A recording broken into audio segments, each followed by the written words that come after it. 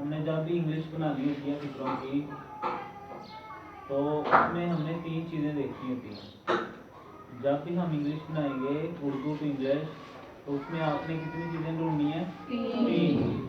सबसे पहले आपने ये देखना है उसमें कोई काम करने वाला मौजूद है। जैसे यहाँ पे अगर देखें ना तो मेहनती तालब इल्म, मेहनती तालब इल्म, ये जो काम कर रहा होता है ना बंदा, इसको हम कहते हैं सब्जेक्ट। ठीक है, क्या कहते हैं? सब्जेक्ट, काम करने वाला। उसके बाद हमें देखना होता है कि वो काम कौन सा कार्य है। मसलन वो इनाम पाता है यानी इनाम हासिल करता है या उसे इनाम मिलता है। उसके बाद जो लास्ट वाली चीज़ बचती है उसको हम कहते हैं ऑब्जेक्ट। इसको हम कहते हैं इंग्लिश में सब्जेक्ट, और सब्जेक्ट को हम सिर्फ एस लिखते हैं। उसके बाद इनाम जो होता है ना वर्ब। ठीक है, तो इस फिक्रे में 2 चीज़ें हैं, अगर तीसरी चीज़ हो तो वो ऑब्जेक्ट होती है। ठीक है, ये आपने ढूंढ लेना। उसके बाद आपने देखना है कि ये टेंस कौन सा है।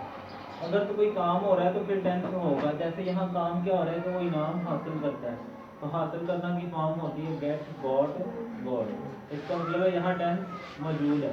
अब हमने टेंस ढूंढना है। आप बताइए कौन से टेंस का फिक्र है? पास्ट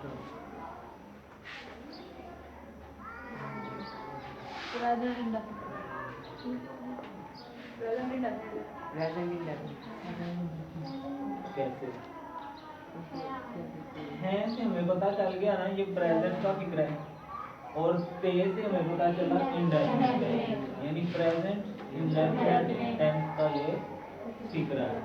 आगे समझ। सबसे पहले पहचानना होता है। जैसे मैं आपको कहूँ पानी लेके आए, अगर आपको यही ना पता हो पानी किसको कहते हैं तो कैसे लेके आएंगे? तो आपको सबसे पहले ये पहचानना होगा कि ये कौन सा टेंस है। टेंस पता चल गया, उसके बाद आपको ये भी पता चल गया सब्जेक्ट और वर्ब कौन से हैं। उसके बाद जो चीज़ होती है ना वो रूल्स होते हैं इसके इंग्लिश बनाने के। जब टेंसेस शुरू हो जाएंगे फिर टेंसेस के रूल्स होते हैं, टेंसेस के रूल्स होते हैं। वो रूल्स देखें क्या है। जब प्रेजेंट इंडेफिनिट होना इसकी इंग्लिश बनाने का रूल होता है तो सबसे पहले सब्जेक्ट की इंग्लिश बनाएं।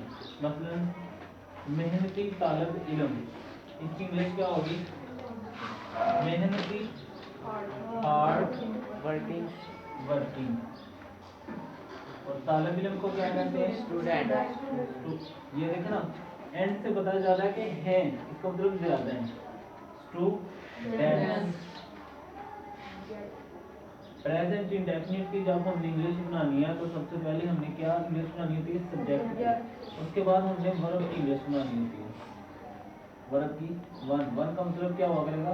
पहली फॉर्म, यानी इनाम पाना या इनाम हासिल करना, गेट।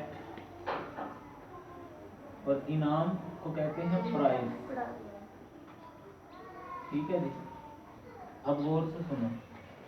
अगर यहाँ होता ना सब्जेक्ट ही, शी, इट, तो फिर एस भी लगना था, एस या ई एस।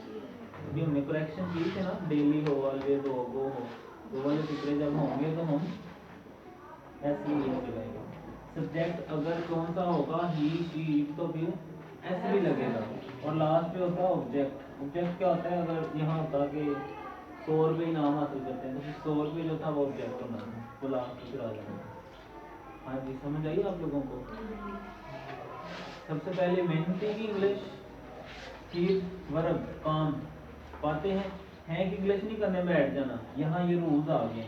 जब प्रेजेंट इंडेफिनिट होगा तो ये उसका रूल है कि आपने पहले सब्जेक्ट लिखना है, फिर वर्ब लिखना है, फिर ऑब्जेक्ट। इस एमआर जिसने लिखा ना उसको मैं समझ गया, नोट।